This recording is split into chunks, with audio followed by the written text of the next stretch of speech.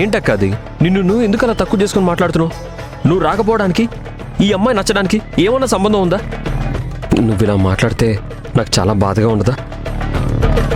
నేను చేసిన తప్పుకి మీరెందుకురా బాధపడుతున్నారు?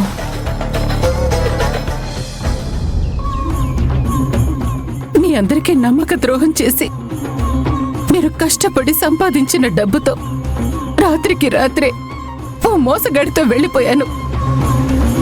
ఇంటి పరువే తీసేశాను. అది మీరు మర్చిపోవచ్చేమో కానీ నేను మర్చిపోగలనా? అక్క, ఎందుకక్క గతాన్ని గుర్తు చేసుకుని ఇలా బాధపడుతున్నావు? నా మనసేం బాగోలేదురా. వాడు మోసగాడా లేదంటే నేనే మోసపోయానా? తప్పెవరిదని అర్థం కాక పిచ్చిదాన్ని అవుతున్నాను. అక్క, అన్నీ మర్చిపోయి నువ్వు కొంచెం ప్రశాంతంగా ఉండక్క. నేను 9 నెలల గర్భిణీగా ఉన్నప్పుడు ఈ ఇంటికి వచ్చానురా. అయినా సరే మీరు నన్ను ఇది వరకట్లాగే చూసుకున్నారు. నేను ఆ బాధని మర్చిపోయి ఇలా ఉండడానికి కారణం నువ్వేరా. నువ్వు ఇదంతా వదిలి అక్కడికి వెళ్ళావు కదా, అమ్మాయి నీకు నచ్చిందా? ఆ అమ్మాయి నాకు బాగా నచ్చిందక్క. ఆ విషయం చెప్పడానికే వచ్చాను.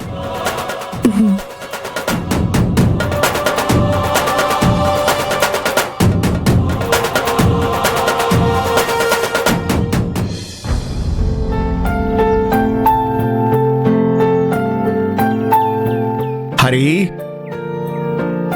ఏంటన్నా? ఇట్రా. చెప్పునానా? అమ్మాయిని చూసావుగా, ఎలా ఉంది? ఆ అమ్మాయి నాకు బాగా నచ్చిందన్నా. ఇంట్లో అందరికీ నచ్చిందా? మరి నాకు నచ్చిందని ఎవరు అడగలేదేంట్రా?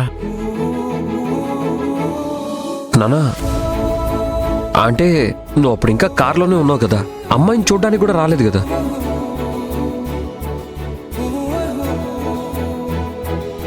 కానీ ఆ అమ్మాయిని నేను చూశానురా. అమ్మాయి చాలా లక్షణంగా ఉంది. ఈ ఇంటికి తగ్గ కోడలే.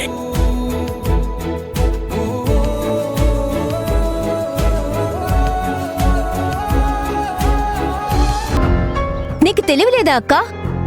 ఆ అబ్బాయితో నిజాలని ఎందుకు చెప్పావు? నేను అబద్ధం చెప్పి పెళ్లి చేసుకోవాలని అనుకోవడం లేదు. నువ్వేమన్నా సత్యహరిశ్చంద్ర అనుకుంటున్నావా? అందరూ నీలాగే నిజాలు చెప్పి పెళ్లి చేసుకుంటారా అక్క? ఏయ్, నోర్ముయండి. వేరే వాళ్ల సంగతి నాకు అనవసరం. నా వరకైతే నేను అబద్ధాల మీద ఆధారపడను. ఇప్పుడు ఆ అబ్బాయి వాళ్ళు ఈ సంబంధం వద్దు అంటే ఏం చేయాలి?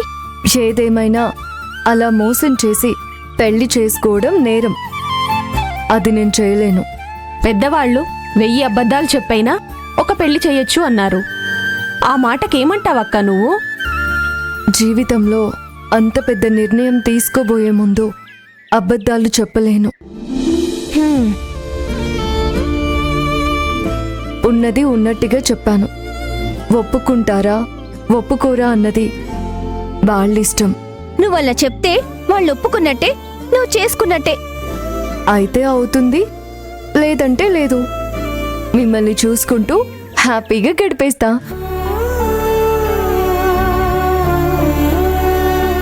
సరే కాని అక్క, నువ్వు కండిషన్స్ చెప్పేటప్పుడు అతను విన్నాడు కదా, తన రియాక్షన్ ఏంటి? ఊ అనా ఓ అనా? పాపం, నేను చెప్పింది విని అతను షాక్ అయ్యాడు.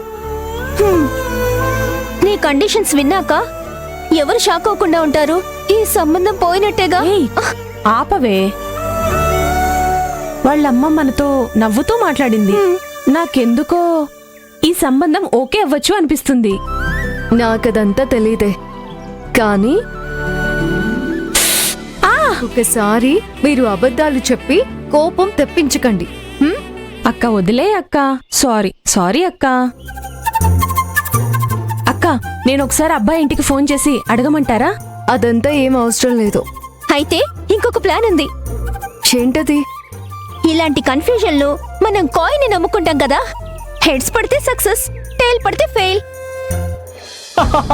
ఒరేయ్, పిల్లల్ని పెంచాల్సిన వయసులో పెళ్లి చూపులకి వెళ్తే ఏ అమ్మాయి అయినా నచ్చుతుందిరా. రేయ్, లక్ష్మి అందరిలాంటి అమ్మాయి కాదురా, కల్మషం లేని అమ్మాయిరా, తను దేవతరా. పెళ్లి కాకముందు ప్రతి అమ్మాయి దేవతలా కనిపిస్తుందిరా, పెళ్ళైన తర్వాతే భద్రకాళిలా కనిపిస్తుంది. రాయ్, ఆట పట్టిస్తున్నావా నన్ను? లేదురా, సీరియస్ గానే చెప్తున్నాను. పెళ్ళంటే అదొక సముద్రంరా స్వామి, దాని గురించి నేనెందుకు జోక్ చేస్తాను చెప్పు. ఆ సముద్రాన్ని ఎదురీదుతున్న అనుభవంతో చెప్తున్నాను రా. నీ సముద్రం గురించి నాకు తెలియదు గాని లక్ష్మి నా భార్యగా ఉంటే ఎలాంటి కష్టాన్నైనా నేను ధైర్యంగా ఎదుర్కోగలుగుతాను. అందుకే చెప్తున్నా, నేను పెళ్ళంటూ చేసుకుంటే లక్ష్మినే చేసుకుంటాను. టీవీ, ఫ్రిడ్జు, సోఫాలు అన్నీ జైకి ఇచ్చేశారా? వాళ్ళిచ్చేదే పెద్ద విషయం. ఎంతసేపు ఉంటాయా పంతులు గారు? సరే, ముందైతే అబ్బాయి వాళ్ళు ఏమన్నారో చెప్పండి. లక్ష్మి పెట్టిన కండిషన్స్ కి ఆ అబ్బాయి ఒప్పుకున్నాడండి.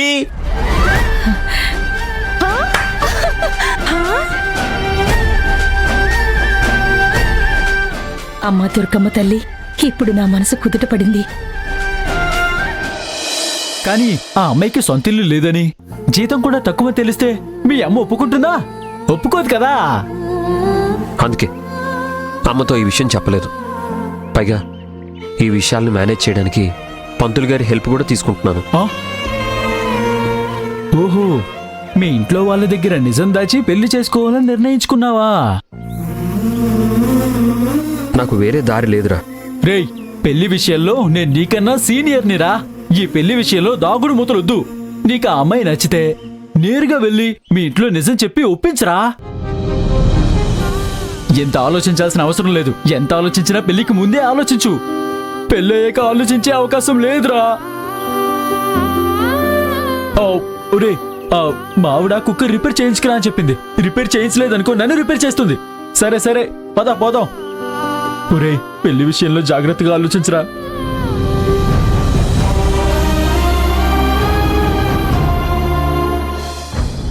ఒక్కటి మాత్రం నిజం, శ్రీహరి మీ కూతుర్ని పెళ్లి చేసుకుంటే అతని ఇంటికి అల్లుడు మాత్రమే కాదు, కొడుకులా ఉంటాడమ్మా. అంత మంచివాడు ఆ అబ్బాయి.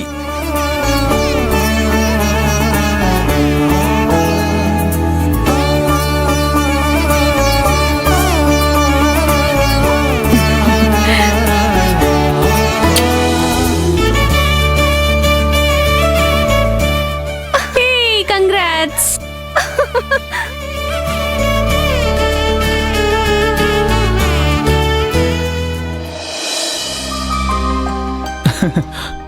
అమ్మా, వెళ్తున్నావా వినోద్? వెళ్తున్నా అమ్మా, చిన్న పనుంది.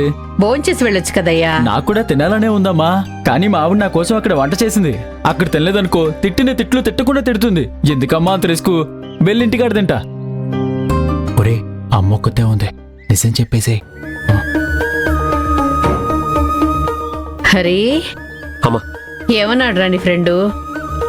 అది మంచి సంబంధమే అన్నాడు. మరి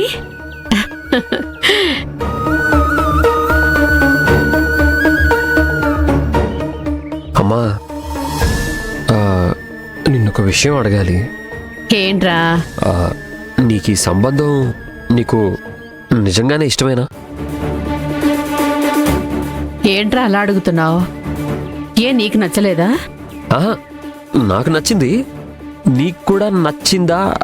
అదే ఎందుకు అని అడుగుతున్నాను. వినయం, విధేయత తన మొహంలోనే కనిపిస్తున్నాయిరా. నీకు తగిన జోడి అని నా మనసు కనిపించింది.